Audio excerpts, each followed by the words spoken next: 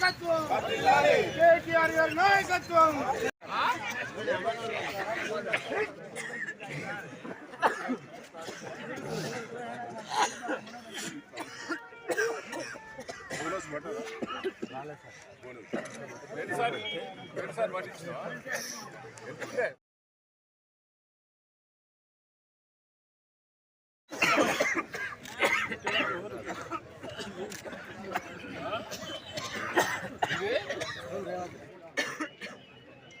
కిషన్ రెడ్డి గారికి కేంద్ర ప్రభుత్వానికి అబద్ధాలు చెప్పి కేంద్రంలో మీద అధికారం పెట్టారు. ఫోకస్ మాటలు రైతులను ప్రజలను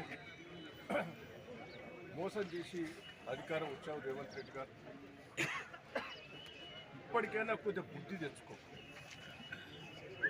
ఇప్పటికైనా ఈ రైతులు ఆవేదన చెబుతారు. బోనస్ ఇస్తానన్నావు, ఆశపడి కన్నోట్ చేసి దొడ్డొట్లెత్తే దిగుబడి వచ్చి పెట్టుబడి తగ్గు, పంట తొందరగా వస్తుంది. సన్నోట్ చేస్తే బోనస్ వస్తుందంటే నీకు మీరు బయట ఎక్కువ రేట్ వస్తుందన్నా గవర్నమెంట్కి ఉంటుంది కదా అని సన్నోట్ చేస్తే బోనస్ జీరో. రైతు బంధు ఆశ పెట్టిన ఒత్తాంది నాట్లు అయిపోయినాయి, కలుపులైనాయి, కోతలకు వస్తాయి. ఇంతవరకు రైతు బంధు రుణమాఫీ తర్వాత బుద్ధి వస్తుందని వచ్చినాం. దయచేసి కేంద్ర రాష్ట్ర ప్రభుత్వాలకు విజ్ఞప్తి చేస్తున్నా, మీరు అధికారం ఉన్న ఇప్పటికైనా 25,000 కోట్లు వేసినట్టు ఏర్పాటు చేయాలి. అదే రైతు అగ్ని ముఖాలు తెల్లబడిపోయినాయి. 1,50,000 2 లక్షల రూపాయల పెట్టుబడి ఎకరానికి పెట్టినటువంటి మిర్చి రైతు ఇవాళ మార్కెట్కి వచ్చిన తర్వాత గత 10 సంవత్సరాల్లో ఎప్పుడు లేనంత మిర్చి ధరలు ఈ సంవత్సరం పడిపోవడం దుర్మార్గం. ఇది కాంగ్రెస్ పార్టీ ప్రభుత్వం వైఫల్యం, పూర్తిగా కాంగ్రెస్ పార్టీ బాధ్యత. వాళ్ళకి ఏమాత్రం కూడా అవగాహన లేకపోవడం మార్కెటింగ్ వ్యవస్థ పైన. గతంలో ఉన్నటువంటి నిల్వలను ఎక్స్పోర్ట్ పర్మిషన్స్ ఇచ్చి బయటికి పంపకపోవడం, విస్తీర్ణం ఎంత ఉందో, రైతులు ఎంతమంది ఎంత విస్తీర్ణంలో ఏ రకమైన మిర్చి పంట పండిస్తారో ఈ ప్రభుత్వానికి అంచనా లేకపోవడం, సరైనటువంటి సమీక్ష లేకపోవడం, చిత్తశుద్ధి లేకపోవడంతో ఇవాళ గతంలో 30 నుంచి 1,00,000 రూపాయలు పలికినటువంటి ధర ఇవాళ 3-4 వేల నుంచి మొదలుకొని 13,000 వరకే ఇలా ధర పడిపోయింది.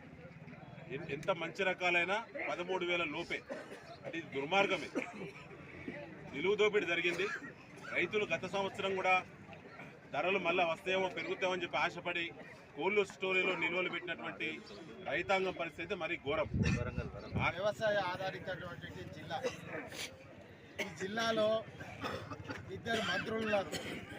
ఒకరు ధనసరి అనసూయ గారు, ఇంకోరు కొండా సురేఖ గారు.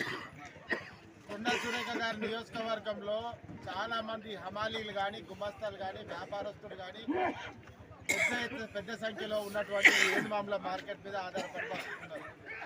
అదేవిధంగా రైతులకు ఎప్పుడైతే గిట్టుబాటు ధర వస్తుందో అప్పుడు మాత్రమే ఈ హమాలి కానీ, గుమస్తా కానీ, వ్యాపారస్తులు కానీ బతికేటువంటి అవకాశం ఉంటుంది. అదేవిధంగా వ్యాపారస్తులు కోల్డ్ స్టోరేజ్లో స్టోరేజ్ చేసుకొని మద్దతు ధర కంటే ఎక్కువ రేటు వచ్చినప్పుడు బతికేటువంటి జీవన విధానం ఉన్నటువంటి వ్యాపారస్తులు ఇవాళ రైతులను నట్టేయడం ఉంచారు, వ్యాపారస్తులను నట్టేయడం ఉంచారు.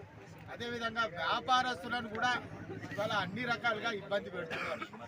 ఇవాళ వ్యాపార రీత్యానే కాక అన్ని రకాలుగా కూడా ఇబ్బంది పడి ఇవాళ కొండా సురేఖ చేసేటువంటి పైశాచిక ఆనందము ప్రజలందరూ కూడా ఇబ్బంది పడుతున్నారు. కనీసం మంత్రి ఇక్కడ జీవనోపాధి ఉన్నటువంటి వాళ్ళకు కనీస ఇబ్బంది తక్కువ ఉన్నటువంటి మద్దతు ధరను ఇప్పించే ప్రయత్నం కూడా చేస్తున్నారు. కాబట్టి మేము ఒకటే డిమాండ్ చేస్తున్నాం, పోయిన సంవత్సరం ఏదైతే మిర్చి ధర ఉందో అది యథావిధిగా ఈ సంవత్సరం కొనసాగాలి. అది కొనసాగని పక్షాన ఇవాళ కేంద్ర ప్రభుత్వం భారతీయ జనతా పార్టీ కూడా తప్పు చేస్తున్నది. ఇవాళ ఒక్కరు గారు దొంగ ఇద్దరు దొంగలే.